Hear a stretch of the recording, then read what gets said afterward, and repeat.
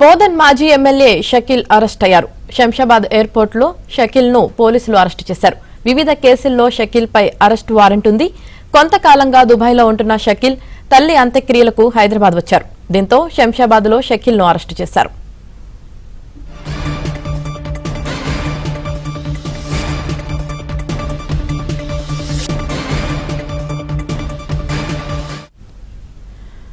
బోధన్ మాజీ MLA Shakeel arrest అయ్యారు. Shamshabad airport లో షకీల్ ను పోలీసులు అరెస్టు చేశారు. ఇక దీనికి సంబంధించి పూర్తి సమాచారం మా క్రైమ్ కరెస్పాండెంట్ ప్రవీణ్ అందిస్తారు. ప్రవీణ్, గత కొంతకాలంగా షకీల్ పైన కేసులు ఉండడంతో తనను అరెస్ట్ చేస్తారనే భయంతో దుబాయ్ లోనే తలదాచుకొని ఉన్నాడు. అయితే మాజీ ఎమ్మెల్యే షకీల్ తల్లి ఆమె మరణించడంతో ప్రస్తుతం షకీల్ అయితే మాత్రం హైదరాబాద్ కు రావడం జరిగింది.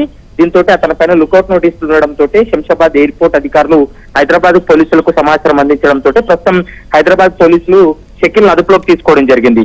మరోవైపు తల్లి మరణించింది కాబట్టి నిజామాబాద్ వెళ్లాలంటూ కూడా అతను విజ్ఞప్తి చేయడంతో అతన్ని తల్లి అంత్యక్రియలకు హాజరయ్యేందుకు కూడా షకీల్ కు అనుమతించడం జరిగింది.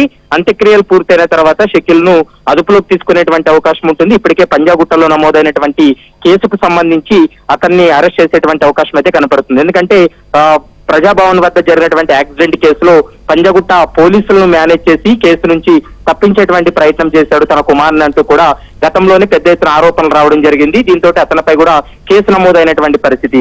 ఎప్పుడైతే కేసు నమోదైందో అప్పుడు దుబాయ్ లోనే ఉంటున్నాడు, ఇండియాకి రావట్లేదు. కానీ ఇప్పుడు ఇండియాకు వచ్చిన తర్వాత ఎయిర్పోర్ట్ అధికారులు అదుపులోకి తీసుకొని హైదరాబాద్ పోలీసులకు సమాచారం అందించడంతో హైదరాబాద్ పోలీసులు కూడా షకీల్ అదుపులోకి తీసుకున్నారు. అయితే తల్లి అంత్యక్రియల కోసం అనుమతి ఇవ్వడం జరిగింది. ఈ రోజు సాయంత్రం తర్వాత షకీల్ ను అదుపులోకి తీసుకొని పంజాగుట్ట పోలీస్ స్టేషన్ తరలించేటువంటి అవకాశం అయితే కనపడుతుంది. Right, thank you Praveen.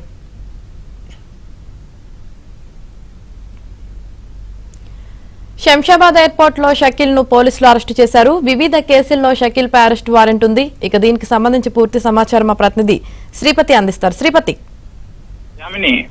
మరికొద్ది సేపట్లోనే షకీల్ ను బోధన్ కు తీసుకురానున్నారు. ఈ మేరకు స్థానిక పోలీసులకు కూడా సమాచారం వచ్చింది. అయితే గత ఎన్నికల్లో ఓడిపోయిన తర్వాత షకీల్ దుబాయ్ లోనే ఉంటున్నాడు. అప్పటి నుంచి కూడా ఇక్కడ కుటుంబ సభ్యులకు కానీ స్థానిక ప్రజలకు కానీ అందుబాటులో లేరు. ఈలోపే అతనిపై ఇక్కడ బోధన్ లో బియ్యం అక్రమ రవాణా, అలాగే రైస్ మిల్లులలో జరిగిన అక్రమాలపై అతనిపై కేసు నమోదైంది. అలాగే హైదరాబాద్ నగరంలో కూడా పలు కేసుల్లో ఆయనపై ఎఫ్ఐఆర్ నమోదై ఉన్నాయి. ఈ పరిస్థితుల నేపథ్యంలో ఆయన చాలా కాలంగా దుబాయ్ లో ఉండడంతో పోలీసులు అరెస్ట్ వారెంట్ ఇష్యూ చేసి వెయిట్ చేస్తున్న పరిస్థితులు ఉన్నాయి. ఈ క్రమంలోనే ఆయన ఈ రోజు బోధన్ కు రానుండడంతో ఇక్కడ పోలీసులు కూడా అప్రమత్తమయ్యారు. అయితే షకీల్ తల్లి ఆశీష్ గుప్తా ఆమె కూడా ఇక్కడ ప్రభుత్వ ఉపాధ్యాయురాలుగా పనిచేసి రిటైర్ అయ్యారు. ఆమె చనిపోయిన సందర్భంలో షకీల్ రావాల్సిన పరిస్థితి ఏర్పడింది.